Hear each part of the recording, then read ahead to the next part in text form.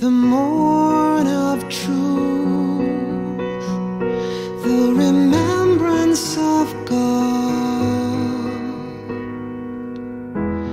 the great announcement, the bar.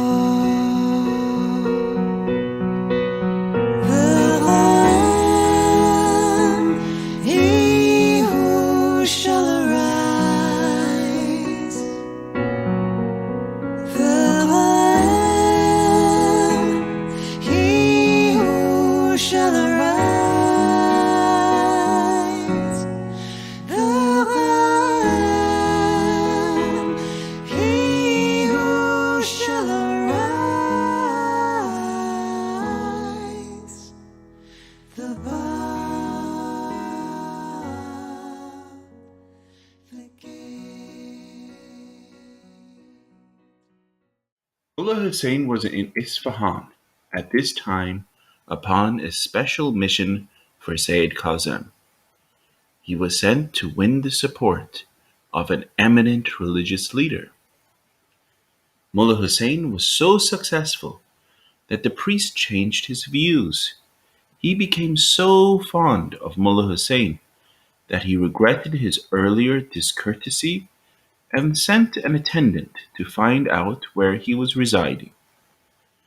The attendant followed him and saw Mullah Husayn enter a room devoid of furniture, with but a single mat upon the floor. He watched Mullah Husayn offer his prayers and lie down on the mat with nothing to cover him from the cold but his cloak. Then he reported this to his master, whose admiration for Mullah Husayn increased so greatly that he sent his attendant back to him with a gift of 100 tumans. Mullah Husayn returned the money, saying, "Tell your master that his real gift to me was the fairness and open-mindedness with which he heard my message, in spite of his exalted rank and my lowliness. Return this money, for I ask neither regard nor thanks. We nourish souls for the sake of God. My prayer for your master is that earthly leadership may never hinder him from acknowledging and testifying to the truth." When Mullah Husayn returned to Karbala, Sayyid Kazim was dead.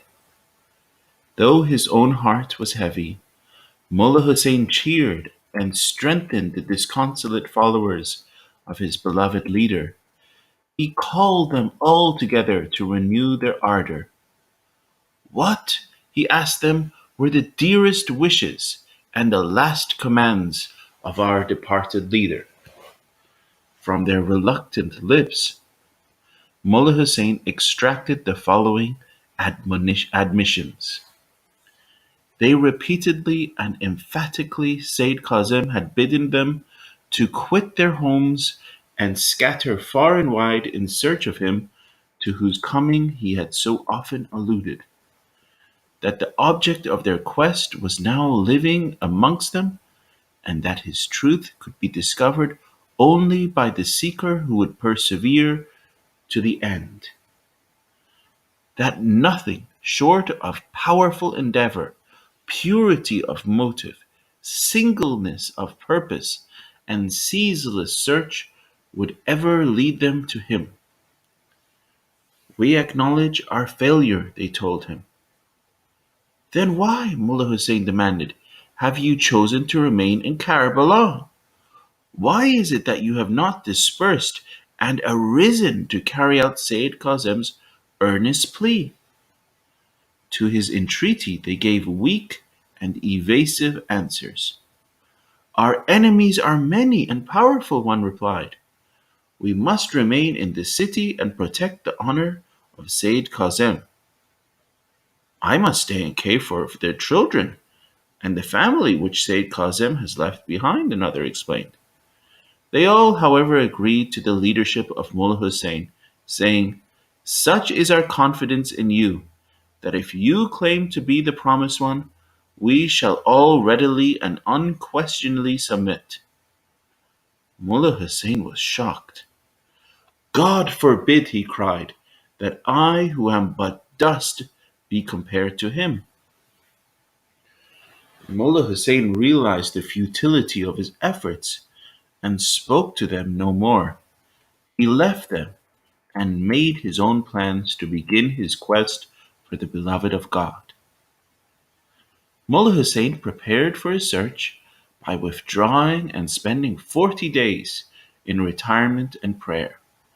His retreat was interrupted by the unexpected arrival of Mullah Ali and 12 other followers of Sayyid Kazim. They had been stirred by his words and had decided to follow Mullah Husayn's example and begin their search as well. On several occasions, Mullah Ali approached Mullah Husayn to ask him where he was going and what his destination would be.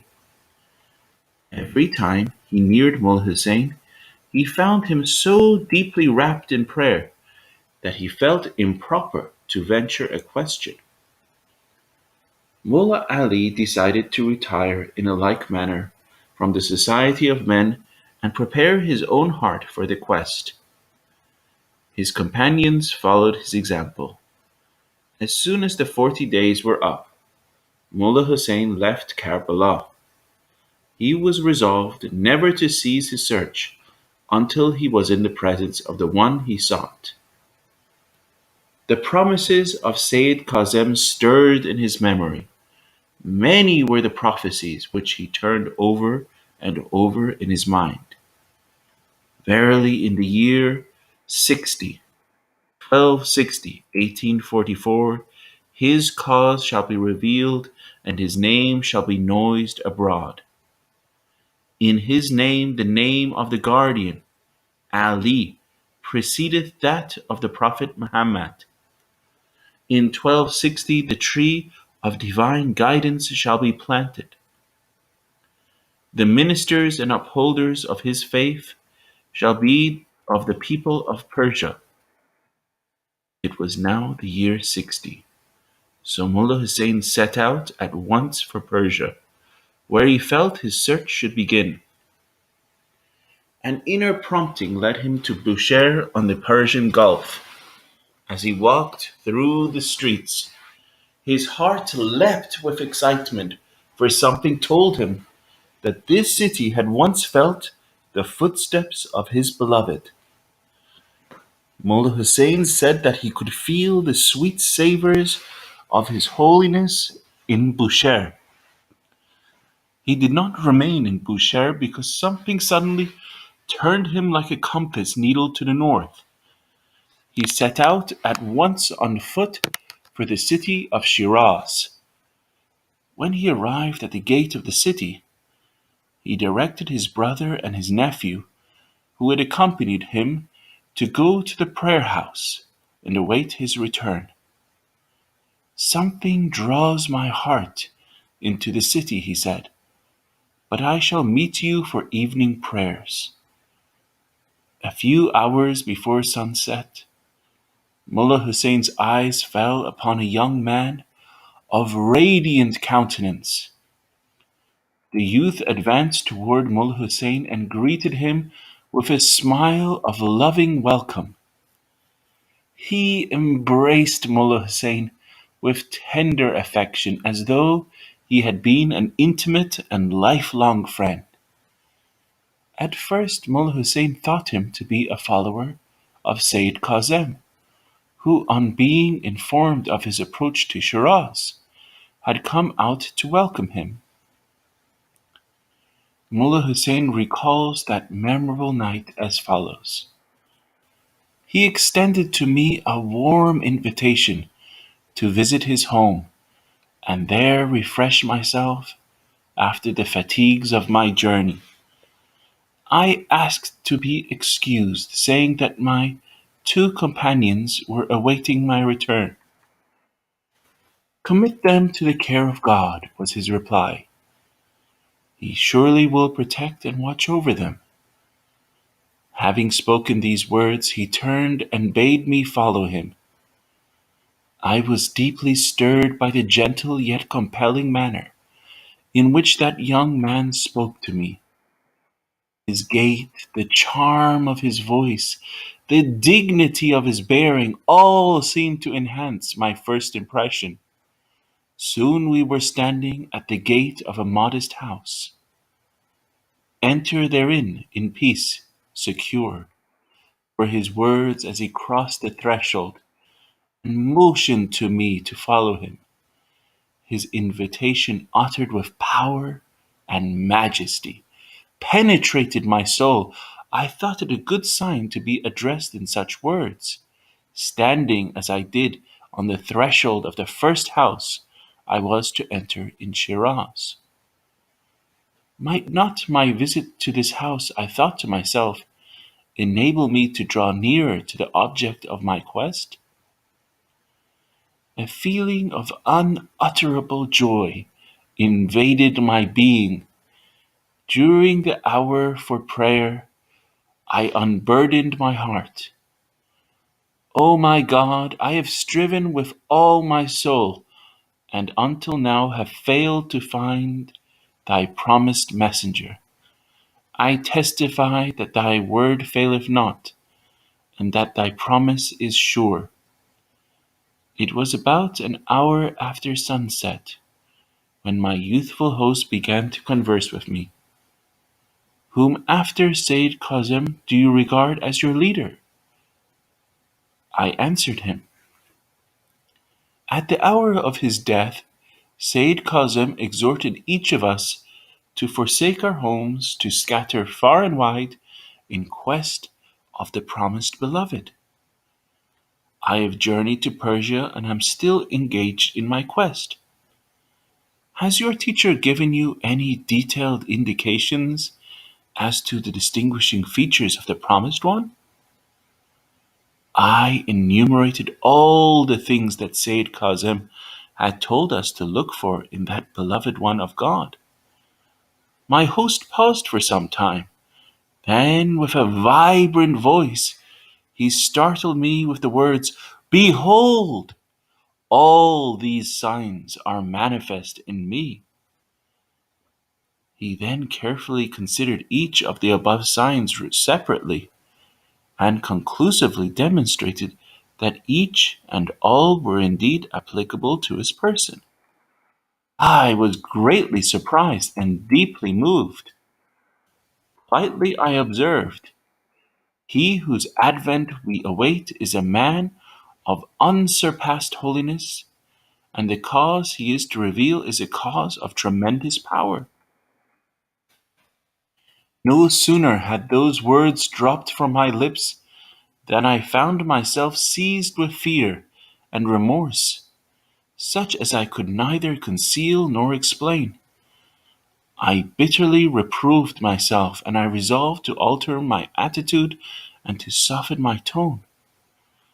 I vowed to God that should my host again refer to the subject, I would with the utmost humility answer him and say, "If you be willing to substantiate your claim, you will most assuredly deliver me from the anxiety and suspense which so heavily oppress my soul. I shall truly be indebted to you for such deliverance." The name of Mullah Husayn's host was Ali Muhammad. This young man had spent several years working as a merchant for his uncle in the city of Bushehr before coming to live at the time with his uncle in Shiraz.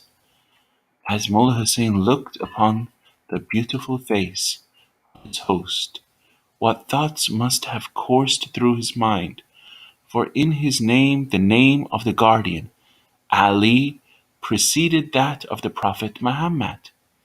He came from the land of Persia.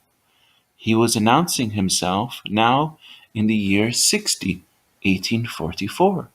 Was not all this foretold by Sayyid Kazim? Mullah Husayn had two standards whereby he hoped to determine the truth of whoever claimed to be the great messenger. The first was a treatise which he had composed himself. It dealt with the most difficult hidden teachings of Sheikh Ahmad and Sayyid Kazim.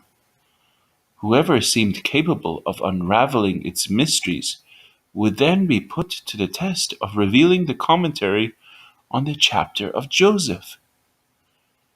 Mullá Husayn recalls the suspense of that moment in these words.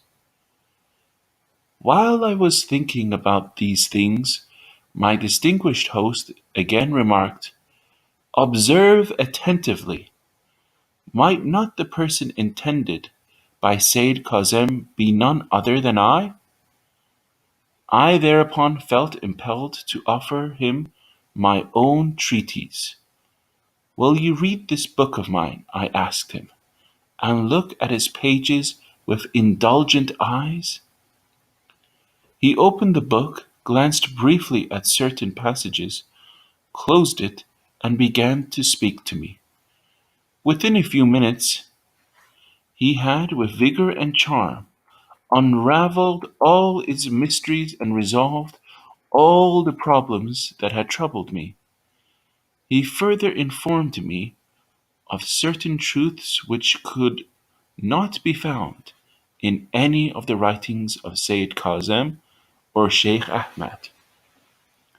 These teachings, which I had never heard before, seemed to be endowed with a refreshing vividness and power. "By the righteousness of God," he exclaimed, "it behooves in this day the peoples and nations of both the East and the West to hasten to this threshold. It behooves them to arise as earnestly and spontaneously as you have arisen, and to seek with determination and constancy their promised beloved." Then he looked at me, smiled, and said, "Now is the time to reveal the commentary on the Surah of Joseph." It all happened just as Sayyid Kazim had foretold to Mullá Husayn. The beloved in that hour, he had promised, will reveal the commentary on the story of Joseph unasked. The Bab took up his pen and with incredible rapidity revealed the entire first chapter of his commentary on the chapter of Joseph. In this book, he prophesied his own martyrdom. The overpowering effect of the manner in which he wrote was heightened by the gentle intonation of his voice, which accompanied his writing. Not for one moment did he interrupt the flow of the verses which streamed from his pen. Not once did he pause until it was finished. The historian Comte de Jobonneau writes, "That which one never tired of admiring was the elegance and beauty of the Arabic style used in those writings. They soon had enthusiastic admirers who did not fear to prefer them to the finest passages in the Quran." I sat enraptured by the magic of his voice and the sweeping force of his revelation, Mullá Husayn said. At last I reluctantly arose from my seat and begged leave to depart. He smilingly bade me to be seated and said, "If you leave in such a state, whoever sees you will assuredly say, 'This poor youth has lost his mind.'" At that moment the clock registered 2 hours and 11 minutes after sunset. It was on the eve of May 23rd, 1844. This night the Bab told Mullá Husayn, "This very hour will in days to come be celebrated as one of the greatest and most significant of all festivals." Jesus first spoke of his mission to simple fishermen. Now the promised one of this age had given the first declaration of his mission to this humble Persian student, Mullá Husayn. Never before in the history of a religion have the exact words of such an unforgettable meeting been preserved by an eyewitness. Mullá Husayn, however, has left in everlasting language a memory of that first announcement by Ali Muhammad, the Bab.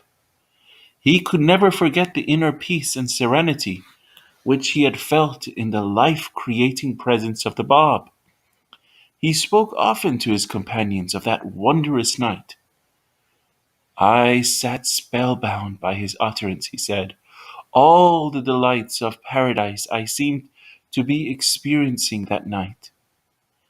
Methinks I was in a place of which it could be truly said, therein no toil shall reach us, but only the cry, peace, peace.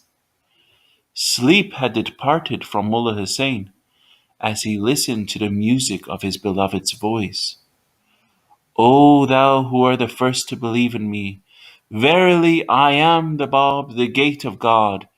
To Mullá Husayn, the first to believe in him, the Bab gave the title the Babul Bab, the gate of the gate.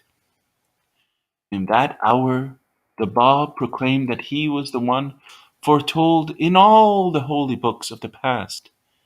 He said that he had come to usher in a new era, a fresh springtime in the hearts of men. His name, the Bab, meant the door or gate. His teaching, he said, was to open the door or the gate to a new age of unity, in which man would recognize one God and worship in one religion, the same religion which all of God's prophets had taught from the beginning of time. It would be an age in which all men would live as brothers. The Bab cautioned Mullá Husayn not to tell either his companions or any other soul what he had seen and heard. In the beginning, 18 souls must spontaneously and of their own accord seek and accept him and recognize the truth of his revelation.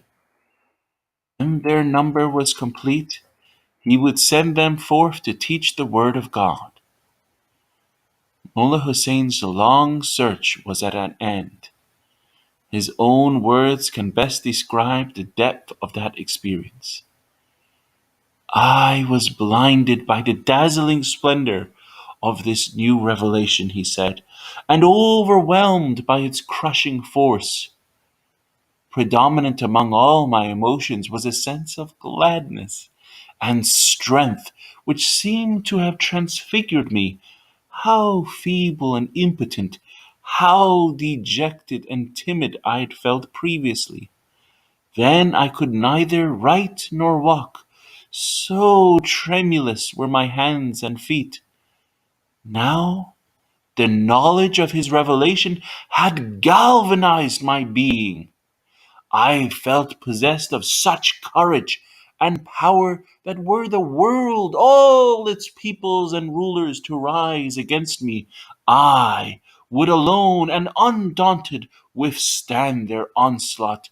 The universe seemed but a handful of dust in my grasp. I seemed to be the voice of Gabriel personified, calling unto all mankind, awake! For lo, the morning light has broken. Arise, for his cause is made manifest. The portal of his grace is open wide. Enter therein, O peoples of the world, for he who is your promised one is come. In such a state I left his house and joined my brother and nephew. The words of the Bab were ringing their melody of joy in my heart. Render thanks unto God for having graciously assisted you to attain your heart's desire.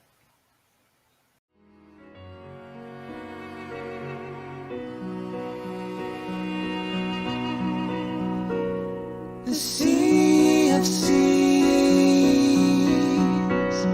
the essence of essences, the mystery